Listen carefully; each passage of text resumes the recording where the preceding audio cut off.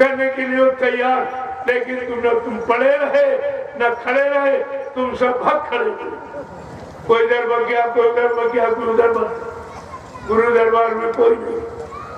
जब गुरु दरबार छूट जाएगा तो गुरु की दया कैसे मिलेगी? दया पाने के लिए आपको दरबार पर एकदम धक्का मजबूती से टिके रहना, लेकिन दरबार में कोई नहीं टिका। सब एकदम जब मैं 28 मई 2012 को निकला, ठीक 10 दिन बाद मैंने बिगुल बजा दिया। ये लोग कह रहे जो 18 मई 2012 की घटना कुछ नहीं, ऐसा झूठा प्रचार, कुछ भी कोई घटना नहीं, बाबा जी को मिले ही नहीं। ये लेके तो गए, इन्होंने सौदा कर लिया था वेदांता में बाबा जी को मरवाने का, लेकिन इनको क्या मालूम ये कौन सी शक्ति है, क्या क्या खेल तमाशे कर सकती।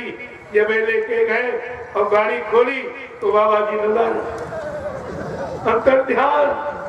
अब ये चिंता में पड़ गए कि संगत को क्या बताएंगे, हम तो मरीज बना के ले आए, दवा कराने आए थे, लोग पूछेंगे भाई मरीज कहाँ चला गया, आपने मरवा दिया कि बेच दिया कि गिरवी रख दिया, क्या किया?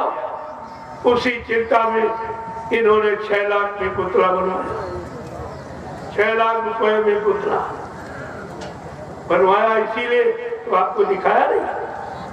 जब मथुरा में आपको बुलाया था अंतिम दर्शन के लिए, क्या तुम्हें दर्शन कराया गया? सत्य बोलना, हाँ सत्य सही बोलना बिल्कुल। क्या तुमने बाबा जी का पूरा शरीर खोल के देखा था? नहीं। क्या पूरा शरीर खोल के किसी को दिखाया गया? नहीं। फिर आपने विश्वास कैसे कर लिया? अगर कोई कह दे कि तुम्हारे पिताजी खत्म हो गए बिना शरीर देखे, आप विश्वास करोगे?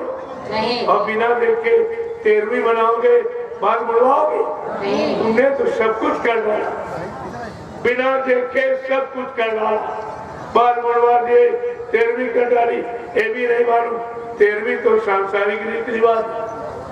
किसी महात्मा के शरीर छोड़ने पर क्या कोई बाल मुड़वाता? क्या कोई 13वीं करता?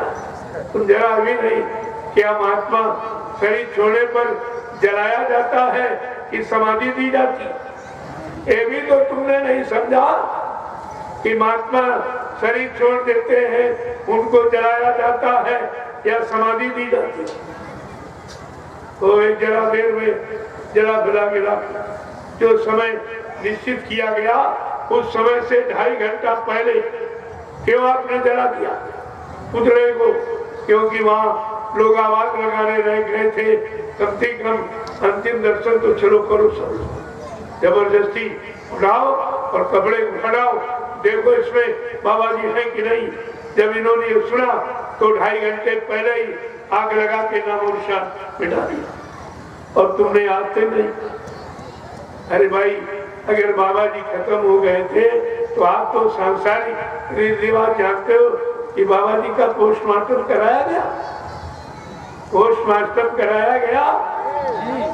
जब पोस्टमार्टम की बात आई तब वहाँ शरीर हो तो कराए, वो पुतले में क्या कराए? तो 6 लाख रुपए देकर वो भी का बात। जब वो राख टेस्ट किया गया कि देखो राख किसकी है, तो डॉक्टर ने कहा ये राख तो चंदन की है, मनुष्य शरीर की नहीं। वहाँ भी जब देखा कि फंस जाएंगे, इतनों को तुमने सेवा दी, सब घूस रिश्वत में चली छिपाने में, और सत्य फिर भी नहीं छिपा। छिपाने में जितनी तुम्हारी सेवाएं थी वो सब घूस रिश्वत में चली गई, और रात फिर भी हमने छिपने नहीं दिया। मैंने रात खोल ही दिया। अब आगे आपके सामने आ जाएगा तब आप मान लेना।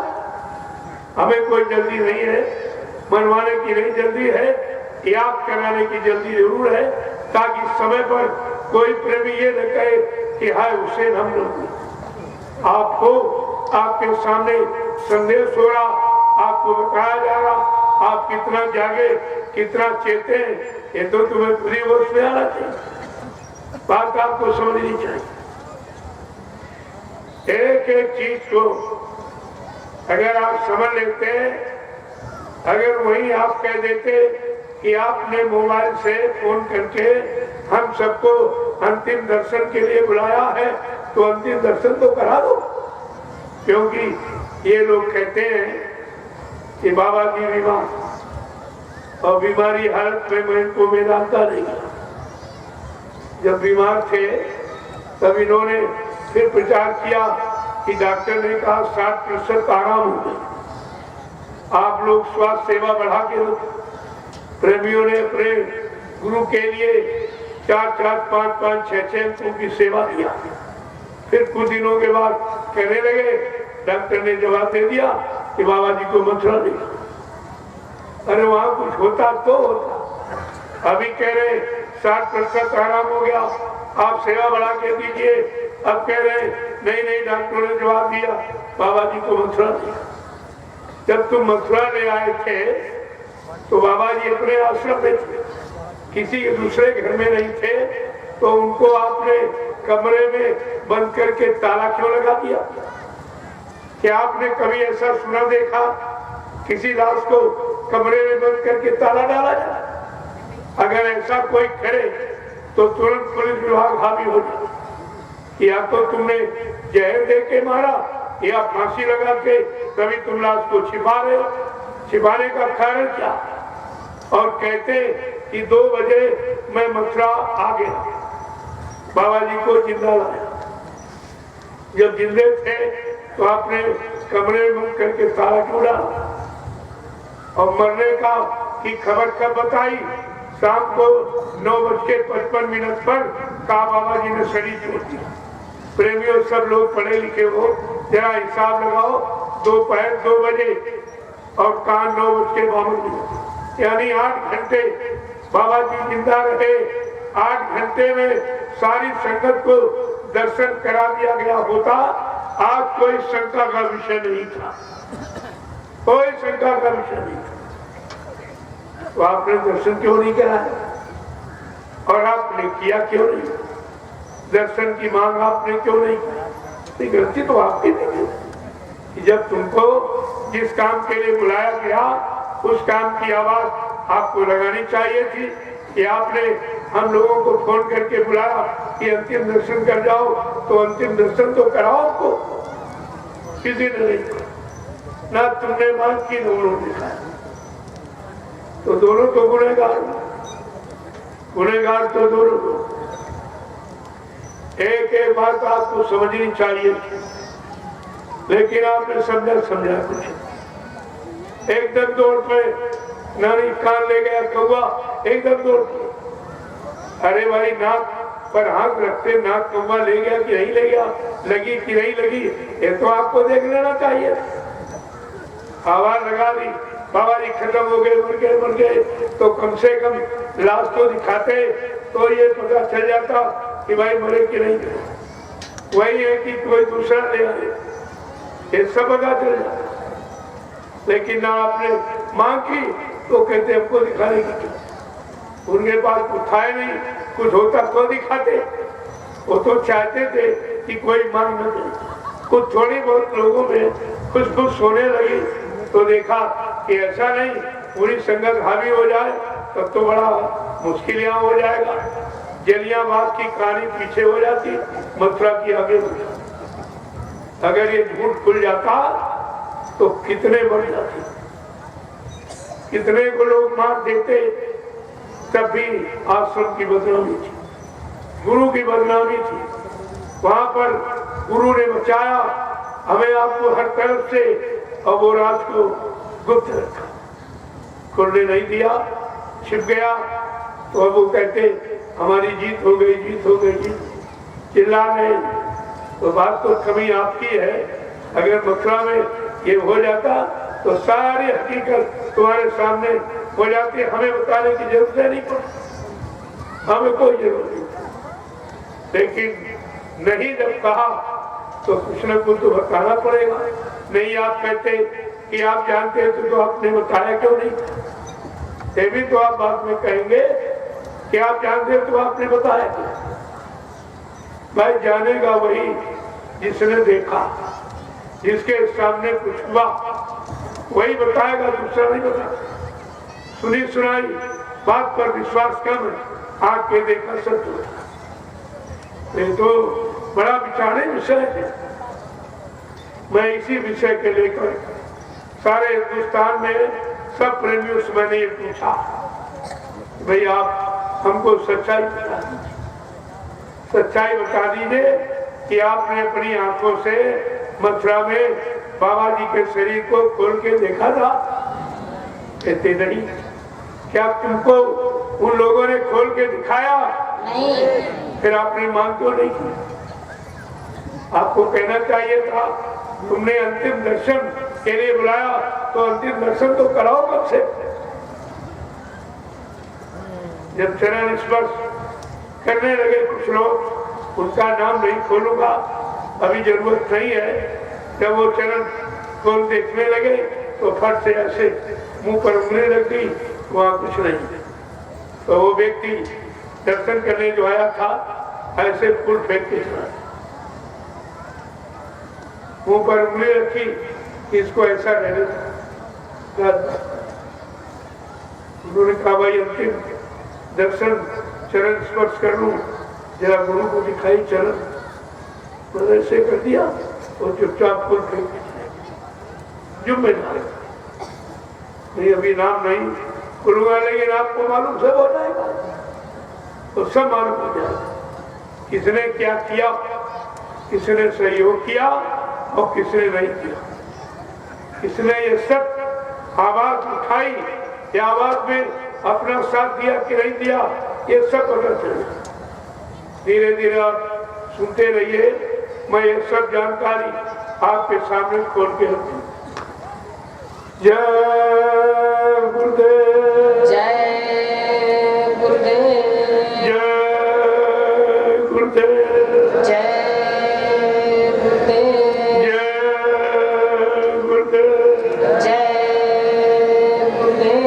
जय गुरुदेव नाम किसका? प्रभु का। जय गुरुदेव नाम किसका? प्रभु का। जय गुरुदेव नाम किसका? प्रभु का। प्रभु का प्यारा नाम। जय गुरुदेव। जरा खड़े हो जाइए आप लोग। देखो कितनी देर आपको, बस इतनी देर सचिव गाने। अगर आप खड़े हो जाओ भाई सच्चे अच्छे काम के लिए निकल पड़ो, तो सचिव तुम्हारे सामने। सचिव कोई आदमी का नाम नहीं है जो आज बाबा जी ले आएंगे किसी देश से पकड़ के आपको दिखा दे। सचिव माने व्यवस्था।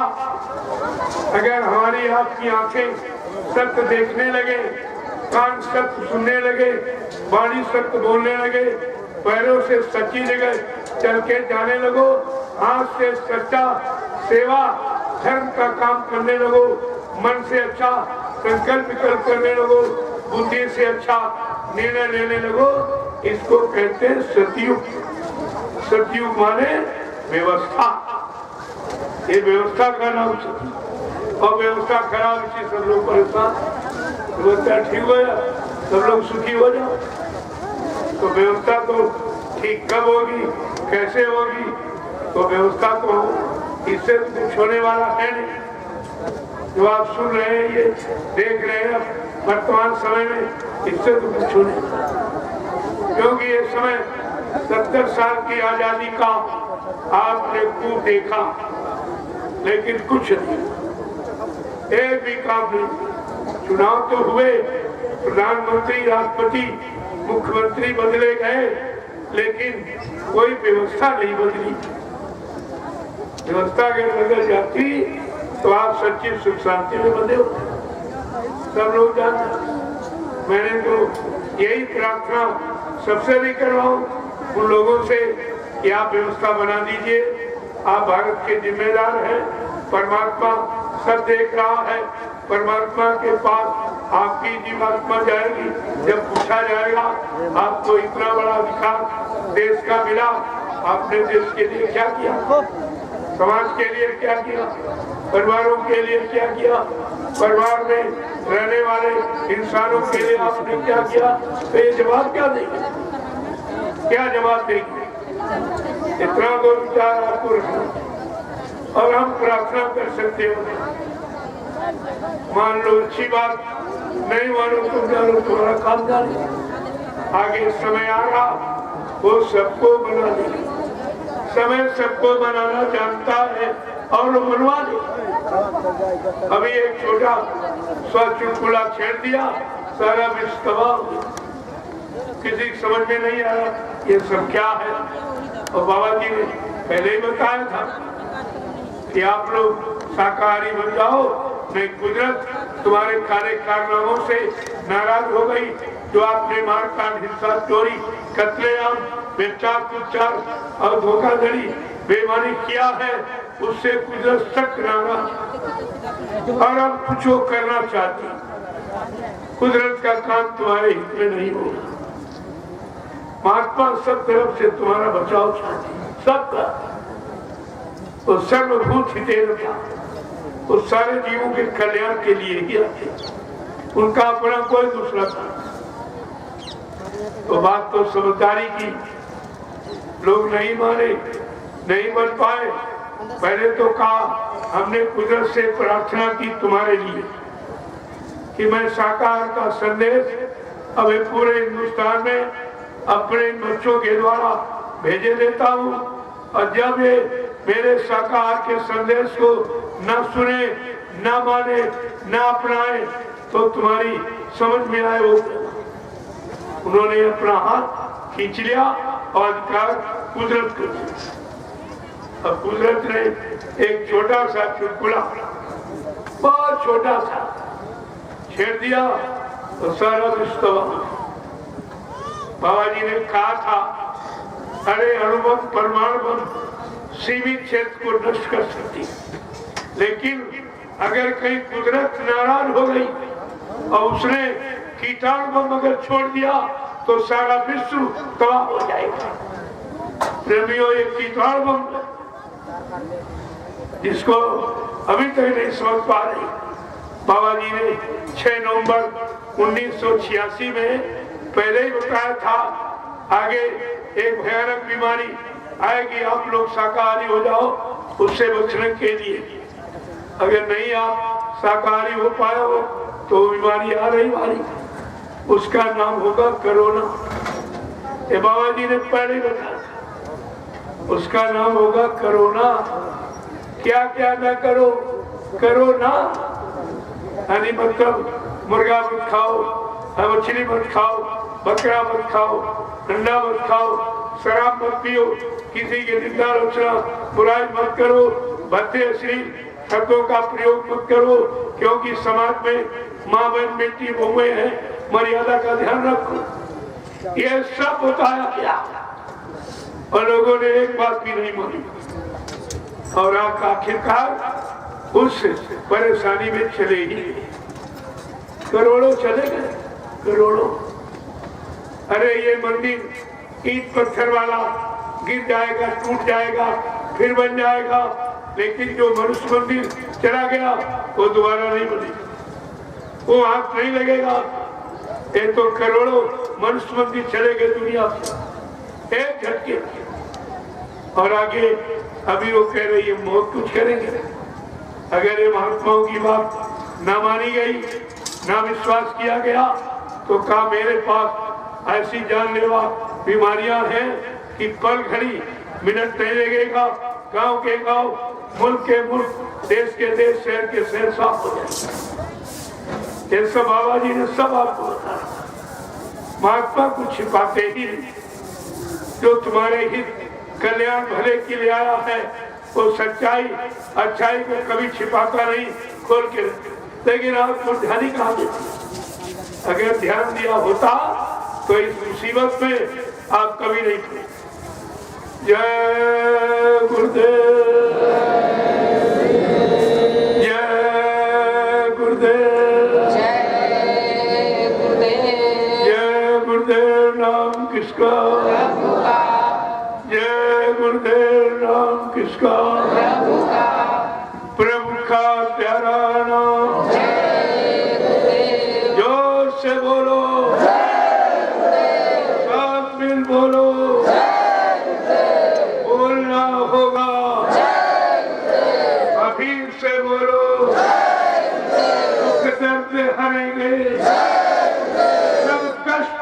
देंगे, शांति भी देंगे। सबके दाता, सबके मालिक, प्रेम से बोले ये नाम नहीं इंसान का, ये काम नहीं इंसान का। देखो नाम क्या कह रहा, ये काम इंसान का नहीं। जो काम इंसान के बस का नहीं, वो एक कलयुग में जगाया, कलयुग के जीवों को लाभ देने वाला जय गुरुदेव प्रभु का ये सब काम करेगा।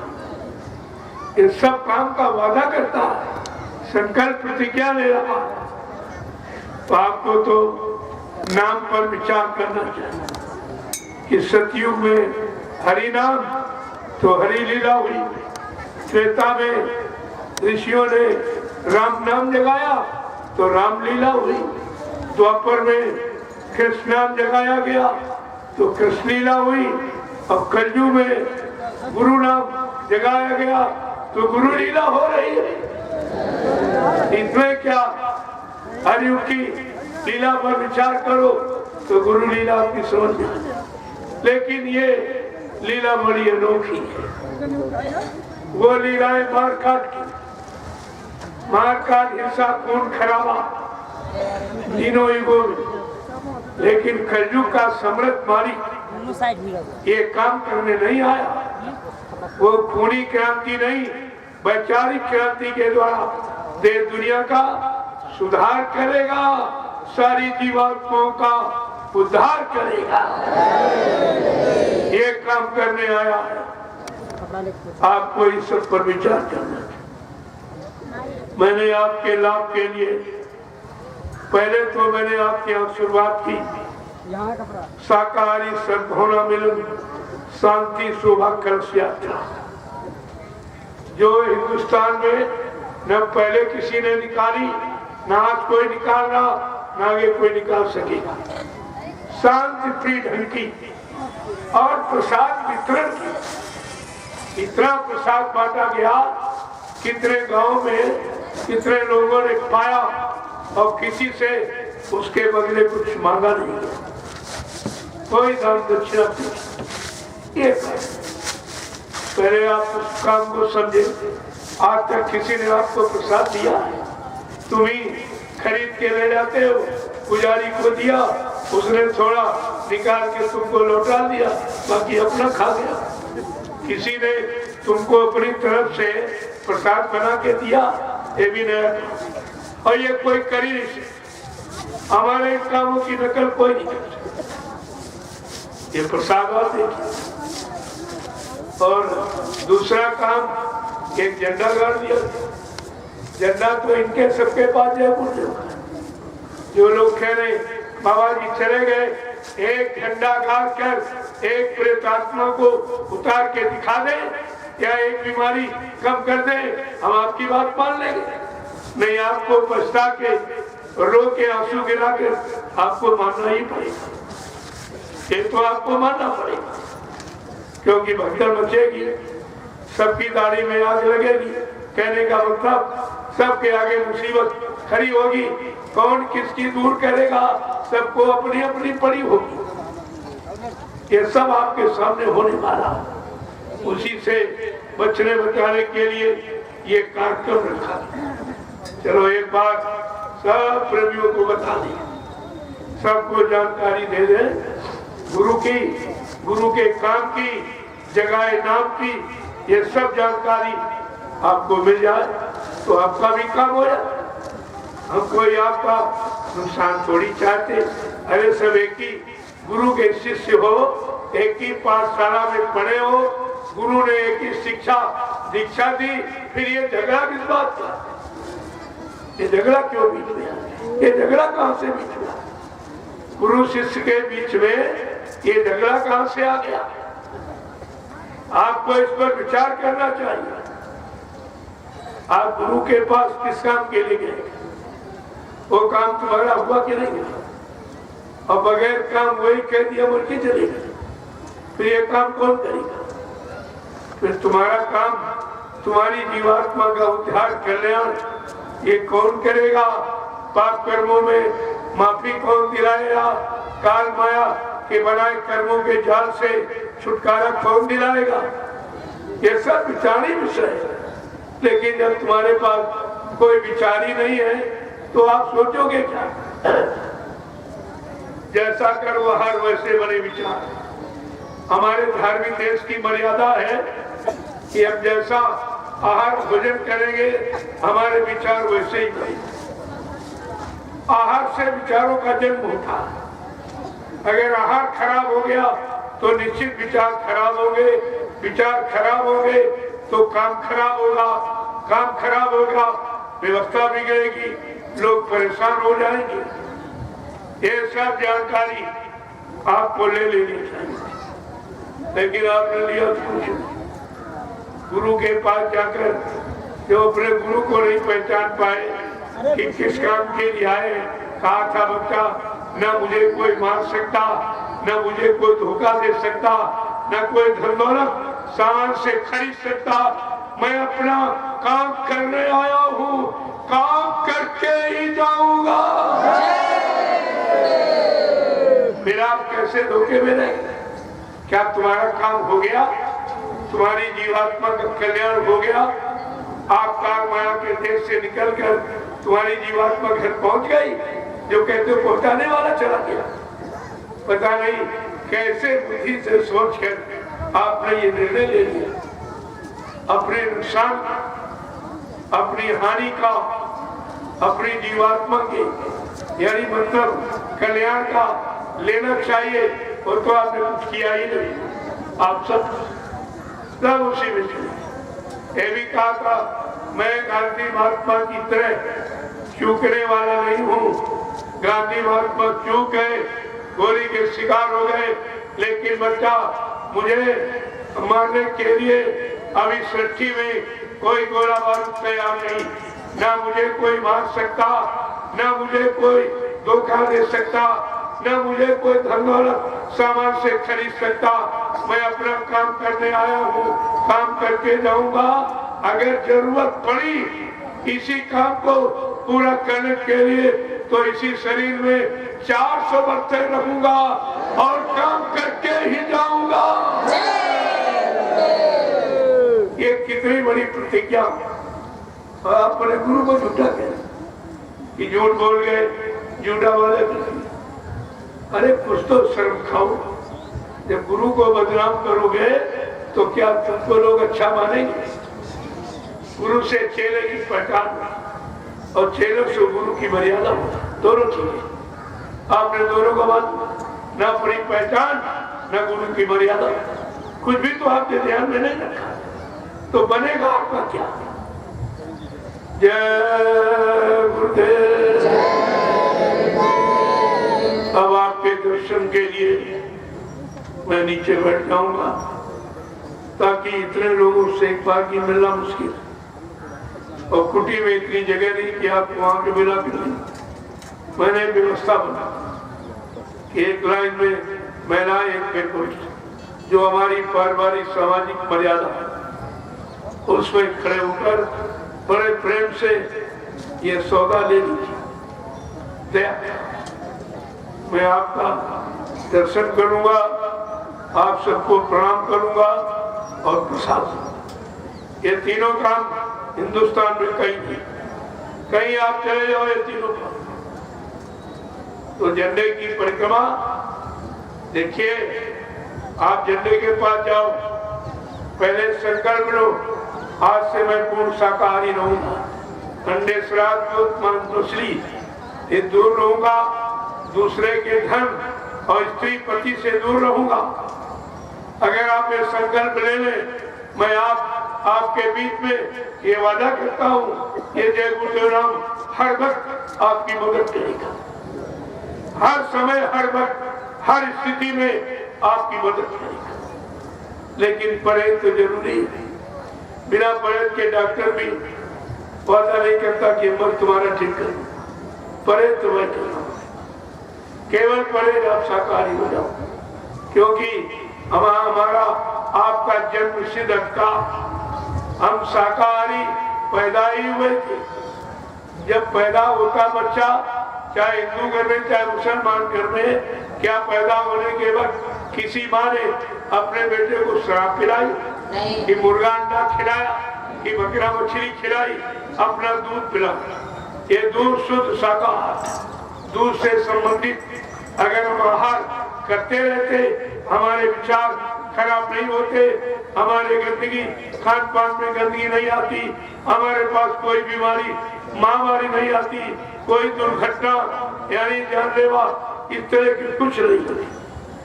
हमने एक शाकाहार को छोड़कर कितना बड़ा नुकसान किया और अभी लोगों की समझ में नहीं आ रहा। मानो न मानो, खुशी आपकी, हम मुसाफिर हैं, अपने घर जाएंगे, हम कोई मनवाने थोड़ी आए, हम तो याद करा दिया। मनवाने के लिए पीछे कुदरत खड़ी है। बाबा जी ने पहले कहा, अभी महात्मा समझा रहे, सब तरह से मना रहे और तुम्हारे बुरे कर्मों में माफी भी दिला रहे। अगर तुमने उनकी बात को न माना, न विश्वास किया, तो पीछे कुदरत खड़ी है, अपने एक डंडे लपड़ थप्पड़ में 20 करोड़ का वारा न्यारा कर देगी। 20 करोड़ एक झटके में चले गए।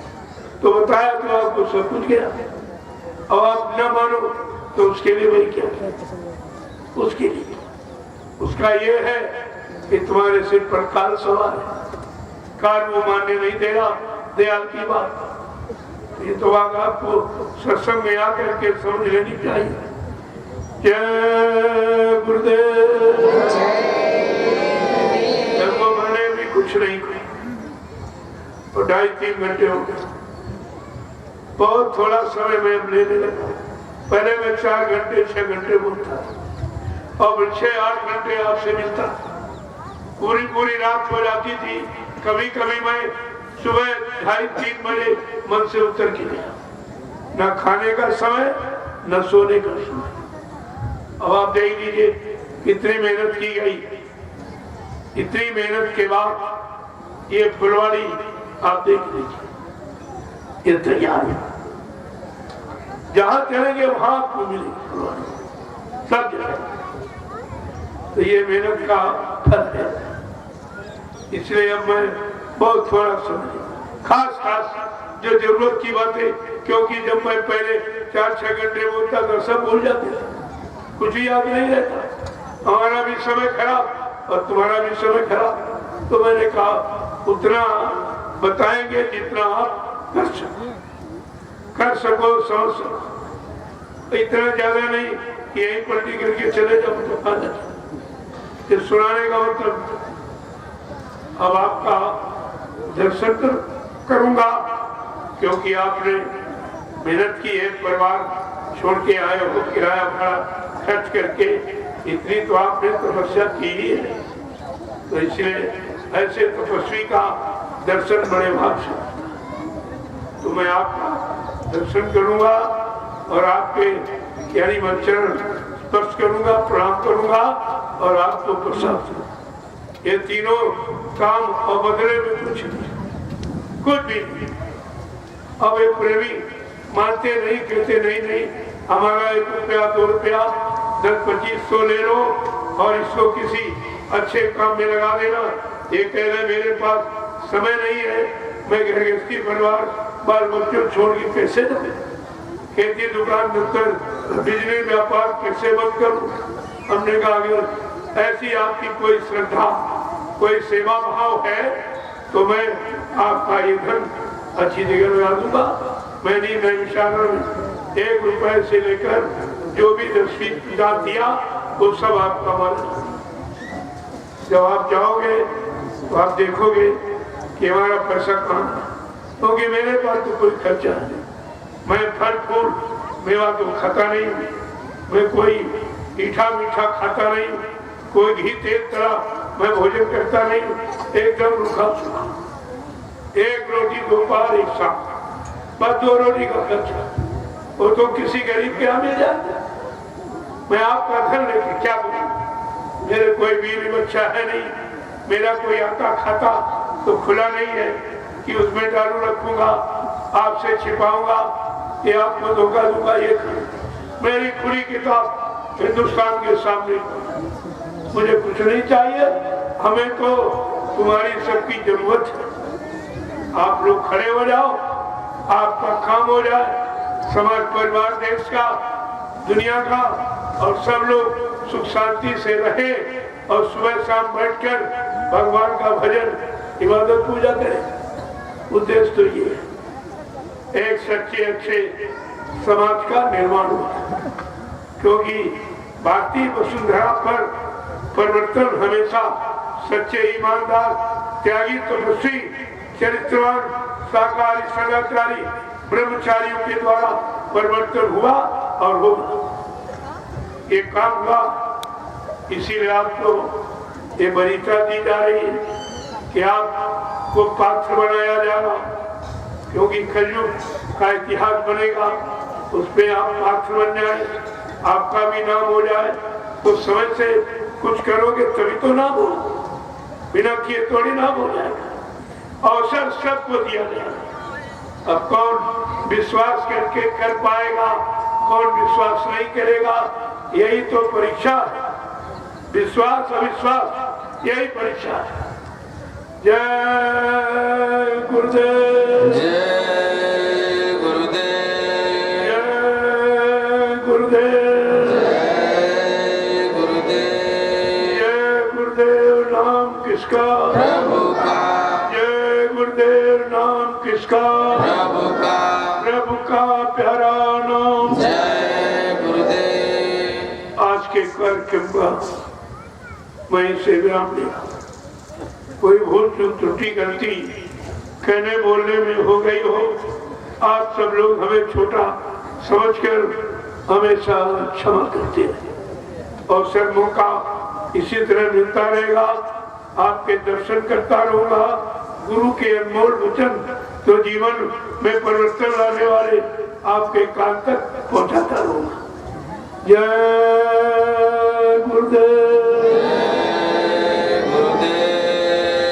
आप थोड़ा समय से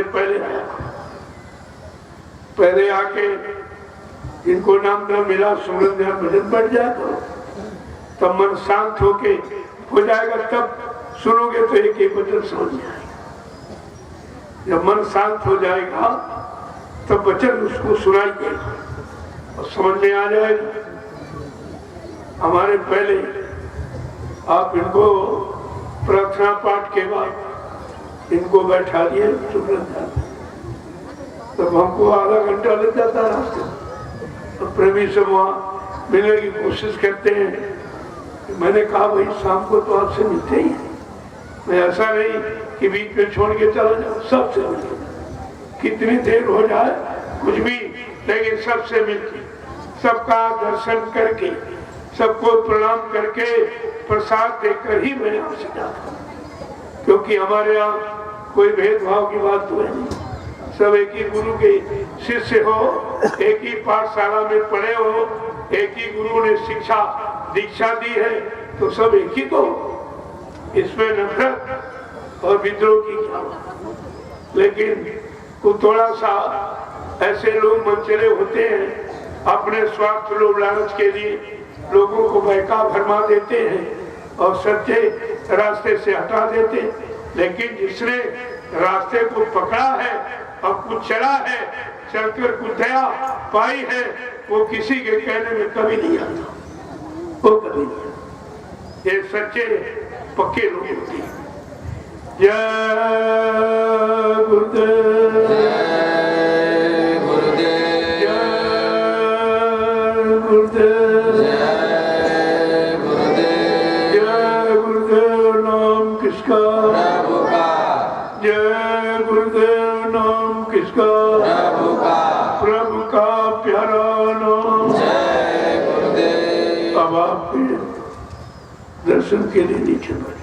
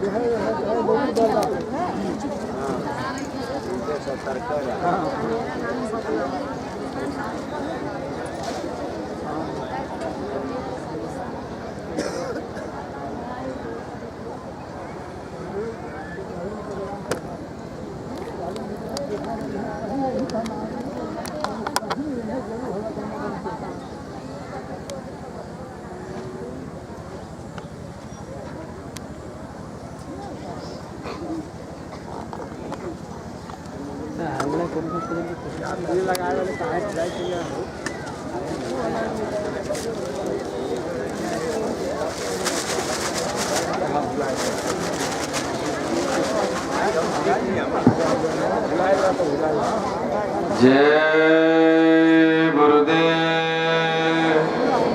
आप सभी सत्संगी प्रेमी भाई बहन, जैसा कि अभी मालिक आप सबको दर्शन दीदार देने के लिए दर्शन मंच पर आसीन विराजमान होने वाले हैं, तब तक आप सब माताएं बहनें एक कतार में, पुरुष भाई एक कतार में सर को ढक करके जूता